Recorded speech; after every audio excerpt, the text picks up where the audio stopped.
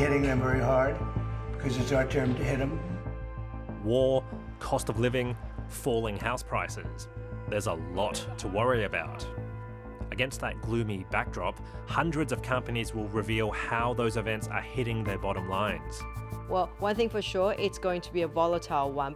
It's very important how the companies are going. That reflects then on the returns that you get within your superannuation portfolio. Expectations are sky high, and the results will have implications for everyone. The reporting season is a very good indicator of how the Australian economy is faring. Overall, it's estimated corporate earnings will have grown by about 12% in the past financial year, the highest in 4 years. But when the financial and resource sectors are taken out, growth falls to around 2.5%. Rio Tinto reported its best result in 4 years, driven by copper, which is seeing high demand from the energy transition and the massive rollout of AI data centres. BHP is also expected to perform well. The earnings growth story for miners is very strong, the strongest we've seen in years. While energy companies will probably deliver solid results due to higher oil and gas prices, the same can't be said for retailers and firms tied to the property market.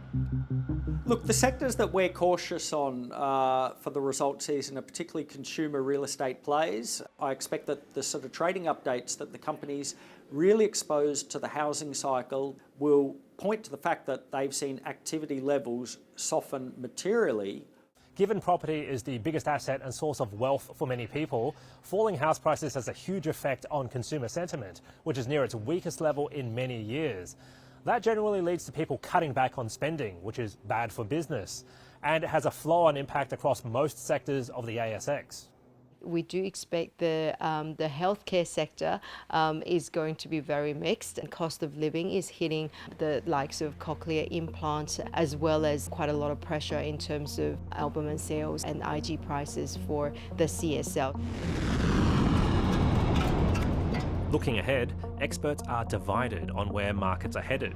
Some sectors might be going through a bit of issues, such as the likes of, our banks probably is not going anywhere, but the rest of the market absolutely is going to outperform.